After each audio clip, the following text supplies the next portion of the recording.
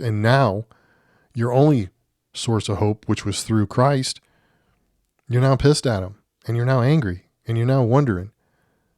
And guess what? The devil comes in then too. And he goes, see, God doesn't even think you're worth saving. He doesn't even think that you're good enough to have your partner clean. He doesn't want to help you. Welcome to Reclaiming Your Identity, a podcast dedicated to providing hope, healing, and support for married individuals whose spouses are battling addiction. Rooted in the truth of your identity in Christ, this podcast offers practical guidance and biblical insight to help you navigate the challenges of addiction within your marriage. Here we'll find encouragement and embrace God's plan for restoration in your life. Let's walk this journey together, one step at a time. Well, hello and welcome to Reclaiming Your Identity. I am Steve, your host, and I am super thrilled that you're here today. Thank you for joining us. Hey, just want to take a moment. This thing, I don't know, by the grace of God, is starting to take off a little bit. So if you would you please like, subscribe, maybe comment here and there on some of these episodes? It really helps me out and helps me get out there further in the searches. So I do appreciate you for listening, and I appreciate all those new people that are coming on board. Thank you so very much. My passion is obviously to help those that are married to somebody that is entangled in an addiction. I mean, it's a rough road to go. I lived it for a very long time. And now that I'm transformed and healed by the grace of God, I'm here to help you get unstuck as well. Today's episode, we're talking about the 10 truths, the 10 untold truths that I wish somebody would have told me when I was battling my ex-wife in the middle of addiction. And these truths, we are on number 4 today. Truth number 4, which is you're believing a lie. You are believing a lie. And in the midst of all that there, it gets really complex. The lies that start to form, the lies that start to creep in, the lies that you really start to believe in the midst of this chaos and this addiction and this hell that you're walking through. So we're going to talk about that today, but I just want to introduce the community that I have. I created Walk Right Community. It's a community for those people exactly. And it's there to help them walk through what I walk through to get healing and transformation. It's an entire program. It's a membership. There is a free area, so don't panic with that. But there are membership areas where you can deep dive into getting help and restoration and hope and clarity and transformation, all that good stuff. And you can have one-on-one counseling coaching with me. So there's different things in the community. Not only is there course study worksheets, there are live lessons, there's live worksheet talks, there's live group coaching, all kinds of things to help you walk through this. The most important thing about it, it's a community. There'll be other people you can connect with that are walking through the same exact thing. And maybe their partner has the same exact problem you're having, and maybe your kids are facing the same issue as their kids. And it's all about community. Community is so important. It's not the Steve show. It is Steve facilitating a place where God can work on people and help them through this. So I invite you over there. It's in the show notes. And again, it's Walk Right Community, and it's a place for you and me, for those that are married, following Christ, partnered with an addict that's, battling an addiction. And you don't have to be a follower of Christ, but I was pastoring a church, hiding this addiction, and I just know the hell and the questions. God, where are you? Why you abandoned me? Why? Just all of the things that go through your mind. I walk through all of it. So anyway, check that community out. There's a free section. And if you want to move on forward, you have a chance and opportunity to do so. But now on with our program, you're believing a lie. You're believing a lie today. Where you're at in this relationship with an addict, you're believing a lie. And actually, it's a lot of lies you're believing. But the number one most important lie you're believing is you're a piece of crap and you're not worthy enough. And your value sucks. Those all the same lie, basically, but that's what you're believing. And that's not where your mind needs to go. Your mind needs to go beyond that and find truth. Because what? The truth sets you free. So in the midst of my entanglement with my ex-wife, who was addicted to pain medications, narcotics, there were so many lies that I believed. And the first one that kind of crept in was I wasn't good enough to save her. She wouldn't stop taking the medicine. I pleaded with her. I fought with her. I threatened her. I did pretty much everything you could do, and she just wouldn't stop. I started to believe the lie that I wasn't good enough to stop this. You try to reach for outside help or go to friends and family and people, and they don't know how to handle this stuff. You're just reaching out for help, and they don't know how to handle it. And you go to them, hey, my wife's an addict, and I need help, and what can we do? And it's like, oh, we'll be praying for you, and we pray and hope that things will get better. That's what everybody said. And I don't take offense to that. I understand that they just don't understand it. And a lot of people are afraid to step in, and it's just a mess. So you start to isolate yourself. You start to become alone. That's where the devil really wants to get you.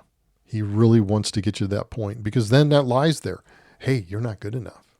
You're not going to be able to stop this because you suck. And you try to get through that. And then he throws another lie at you. Man, she's taking medicine to escape you. She's taking medicine to get away from you. Or they're drinking to get away from you. They don't like you. You're not that worthy. Man, they're watching porn because you can't provide what they need. Wow, those lies kill. They just kill, but they creep in. And we believe them. And we start to believe them. And then we start to live like that. And we start to live through that. And that is crazy. But folks, I'm going to be 100% honest right here. That is spiritual warfare. And we're going to cover it a little bit later in the show, but that right there is spiritual warfare. That isn't just you having a bad mind and you are really unworthy. It's you're believing a lie because somebody's telling you that. Somebody's whispering that. Where did that come from? Where would you get that thought from? Because it ain't from God. I'll tell you that right now. It's not from God. And before we step into that, if you haven't already, I have a great download. It's going to be in the show notes.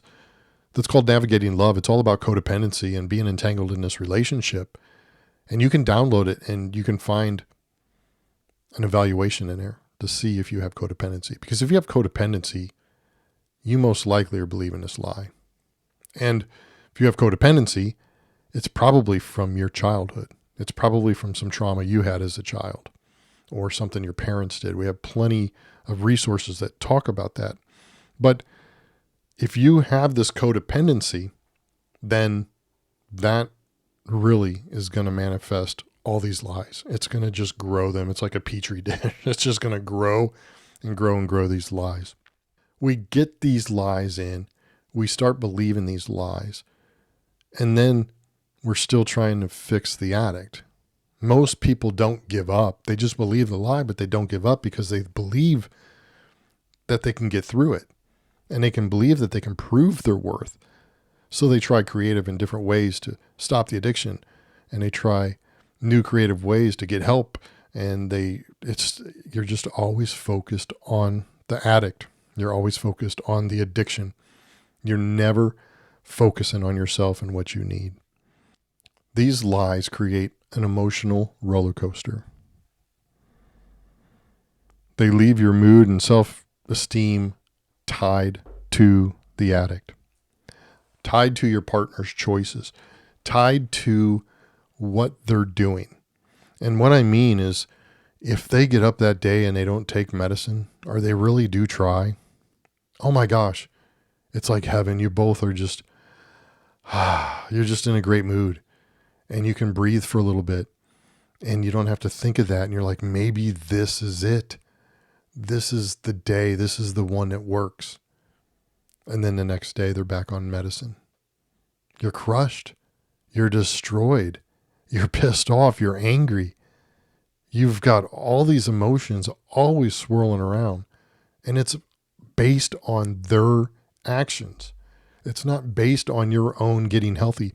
It's not based on your own, what do I need? It's not based on what your emotional need is. You're tied to the addict. You're tied to the addiction. So you're only as good as they are the following day or the next day and the day after that. And if they're taking medicine every single day and you come to a day where there's a clean day, or even 2 days there's a clean day, you kind of forget about that lie and you have hope, because hope's all we can live on when we're entangled with an addict. Hope is all we have. But then the third day they go right back to it. And man, these lies come back in, and now yep, I'm going to believe them. I'm going to believe them. And unfortunately, we go through this cycle. For years, we'll go through this cycle if we don't watch it. I did. But number one, I didn't know I had codependency. And number two, I'm just a guy and I thought I could fix everything, and that's what I was going to do. I didn't realize I was tied and addicted to the addict. So basically, my addiction was her addiction. I was addicted to fixing the addiction. Crazy, I know, but that's the way it works, folks, because we believe these lies. We believe we can fix it. We believe we're not worthy. We believe we suck. We believe they're taking it because of us. We believe that we can try harder. We believe all these lies. All these lies. And if you are a follower of Christ and you go to church and you're praying for this individual and you're asking God every single day, every hour of the day, please fix this, take this away, do this. What am I doing wrong? Help me. Give me the strength. Get me through this. Give me that. Give me this. It just chips away at you emotionally. It just chips away at you day after day after day after day. And you're just a complete wreck. And now your only source of hope, which was through Christ, you're now pissed at him and you're now angry and you're now wondering. And guess what? The devil comes in then too. And he goes, see, God doesn't even think you're worth saving. He doesn't even think that you're good enough to have your partner clean. He doesn't want to help you. I mean, tell me I'm wrong. Comment on the show. Tell me I'm wrong. This is what we walk in when we're entangled with an addict, especially if we have codependency and especially if we're a follower of Christ. So let's debunk the lie. Let's go to the word and find truth, because the truth, again, will set you free. So let's find truth in this today. And I'm going to go to Galatians, and I'm going to be in Galatians 2, and it's going to be verse 20 where I start. And here's what it says. My old identity has been co-crucified with Christ and no longer lives.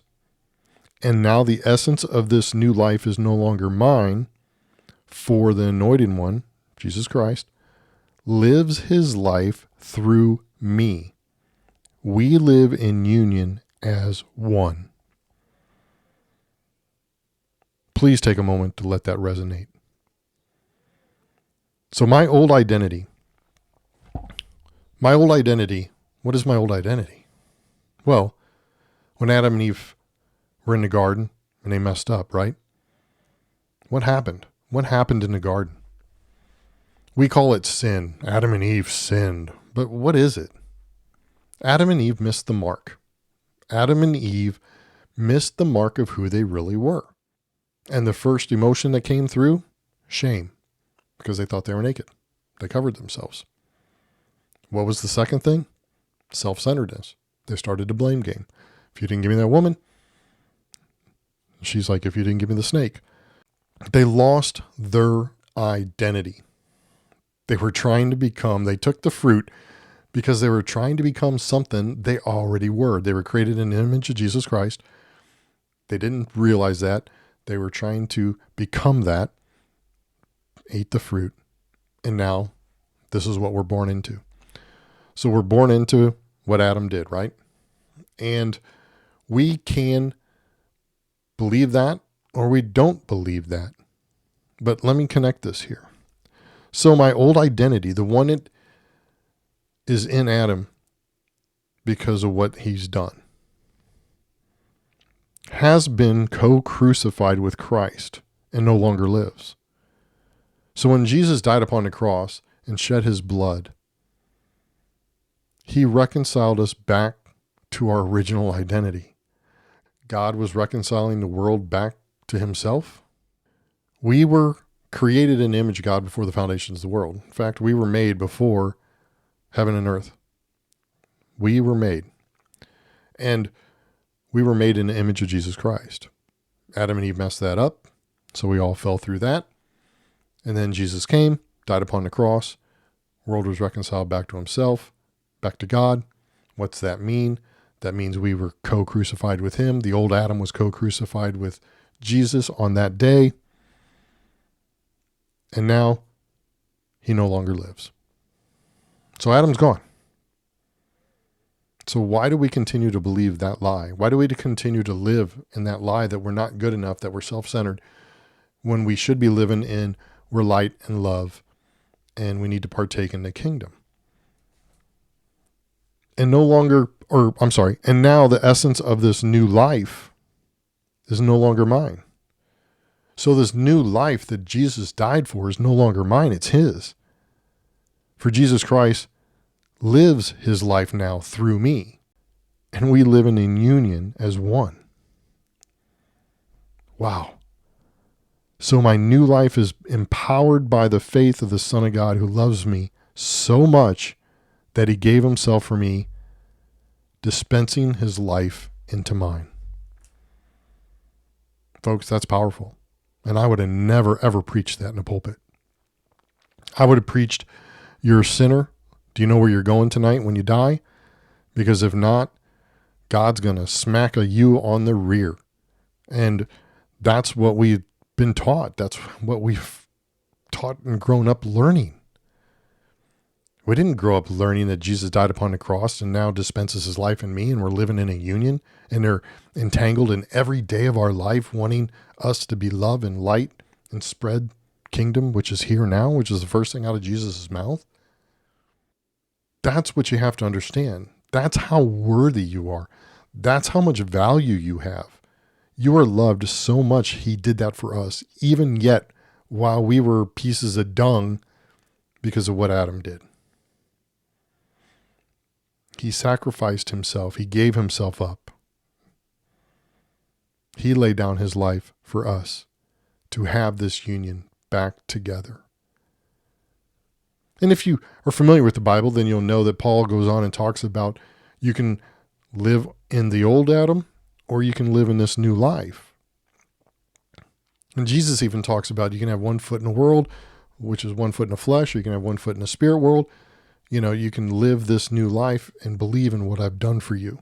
The point of all this is to show you that you are worth something. So you're believing a lie because you're allowing the devil, you're allowing your trauma, you're allowing your old Adam self to run your mind. And you can't do that. You just can't do that. You have to disengage from that. And it took me a while to disengage from that. Remember, I said I walked away from the church. I walked away from the pulpit. I walked away from all my people, and I walked away from God. I didn't believe any of it. And it wasn't until I had a great Christian counselor that said, you need to find your identity in Jesus Christ. What are you talking about? I was a pastor. I taught this stuff. Whatever. He's like, no, you are acted like an adopted son. And you haven't figured out your full inheritance of what you've really inherited in the kingdom. You have to stop believing that lie. You have to stop believing that you are not worthy. You have to stop believing that they're taking the medicine because of you. You have to stop believing that God's angry at you or putting you through this. You have to stop believing those lies because, number one, God's with you. We just read in the Bible that Jesus is living in union with you. So in the midst of your hell right now and your suffering, he is walking with you. But are you turning to him? Or are you turning to him in anguish because you're believing the lie more than you're believing how he'll set you free? Because that's very important. Now, number two, you have to understand that the more you believe in the lie, the more you're going to tend to believe or go that way with your plans and your actions and your responses. And once I shifted my focus into who I really was, and it was like a duh moment. It was like, oh, duh. Wow. He really does love me. And he really wants me out of this. I can do this. And you start shifting that mind. And it doesn't happen overnight, but you start shifting that mind from, wow, I am really worthy. I'm better than this. You know what? I'm not better than the addict, but I deserve better than I'm being treated. My kids deserve better than what we're doing because I'm destroying my kids just as much as the addict is. And once you can shift that focus and start believing that and start walking in that, it's amazing at the transformation that will happen. I promise you that. I promise you that that's what happens, because you're no longer believing a lie. You're no longer believing that you're less than. You're no longer believing that you can't fix it, because you know what? You now understand that it's not your responsibility to fix it. If you go back and listen to a couple of episodes, we talk about that. It's not your fault. It's not your responsibility. You are you, and you need to take care of you, and you need to take care of your kids. And you can't do that when you're believing a lie. You just can't do it when you're believing that lie. So I hope you understood the truth of who you are in Christ just a little bit today. Some of you, that may be way out of base for you, and I totally get it and understand it, and you can reach out to me and we can discuss it further. But read your Bible. Get in there. Because I was a pastor, and I didn't preach that. And you're not a piece of junk, and you're not unworthy. And Jesus didn't have to die because God was so mad at you that he needs to sneak you in the back door. That's not the gospel, folks. You are loved, and you are righteous, and you are blameless. God looks at you now with a clean slate. We're the ones that condemn ourselves. We're the judge that judges ourselves. It's all biblical. So please don't believe that lie. Steve, how do I start to get out of this lie? You have to engage in self-reflection. Identify your personal strength and your value. Identify that and start believing that. Start believing who you are, not who you are in the addict. Because you're putting all your worth, all your value into the addict.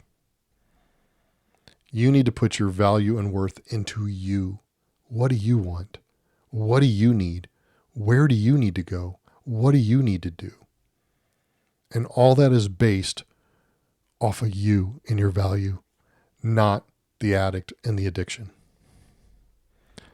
You have to invest time in this relationship. You have to invest time into knowing who God is so he can work on you and show you how much he loves you. That was a hard part for me. If you do not open the darkest doors that you have in your soul that are hiding your most troubled areas, he's not going to come in. That's what's so great about him. He loves you so much, he's not going to kick down the doors. He's going to allow you to live. And if you want to live in that freedom, he's there. He's ready. He wants to transform you. But you have to open those doors and you have to surrender that so he can come in. But that takes having a relationship. It's not rules and regulations and read the Bible for 45 minutes and do this and roll over and pat your head and, rub your tummy and then wiggle your toes. It's, Father, I want to believe this. I don't want to believe the lie anymore. Show me. Talk to me. Reach out to me today. Let me know that you're there. Somehow let me know that you're there.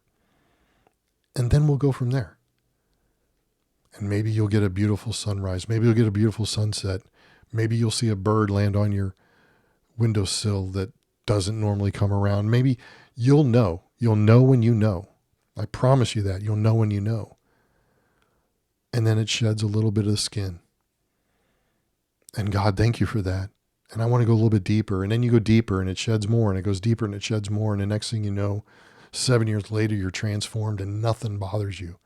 You don't base your life off of circumstances. You can just walk in love and light and live in forgiveness and live in freedom. And lastly, seeking community support and encouragement and accountability. This is a big one. And this isn't just for you to join my community. I don't want it to sound like a cheesy sales pitch. If you don't want to join our community, our free area, great, that's fine. But find a group to get with. Somebody at church, a different church, not maybe the church you go to, somebody who will understand what you're going through. There are support groups out there. They're very little, but there are support groups out there that help. But you need to get in community because you need to get encouragement from other people like myself that have walked through this and can guide you into truth and can guide you, even if you don't want anything spiritual to do with it, just to help you gain clarity and get out of this. But I'll tell you what, it's God doing it. It's God doing it, whether you want to believe it or not. But you have to seek support from a community and other people. So I encourage you today, stop believing the lie. Get out a piece of paper. Write down the lies on one side. And across from that, write down the truths. And start saying to yourself, I'm going to believe this. I'm going to believe that. I'm going to believe this. And I'll take it one step further. Get a Post-it note. Go get a packet of Post-its. Get a Post-it note. And just put it in your car. I am worth so much more than the addiction. My kids are worth more than the lie I'm believing. You start putting notes like that around, you're going to start changing your mind. I promise you that too. I've given you a lot of promises this show, so God, you better step in and save me. But seriously, you are worthy. You are holy and you are loved. I say it at the end of each program, but you are. Thank you for listening to this episode. And I hope that it resonates with somebody out there. And if it did, would you please comment? If you're too scared to comment, would you please reach out to me? You can go to the website, which is also in the show notes, and just shoot me an email. But I'm here for you because my passion is I don't want to see people stuck in this. The hardest thing for me living today is to see my 2 older boys stuck because of partly what I've done, being partnered with an addict, because I thought I can fix it. And I believed a lie that I would never get out of it. And I believed the lie that I was a piece of crap. So I'm hopeful that I can save somebody from that. I will see you in the next episode. God bless.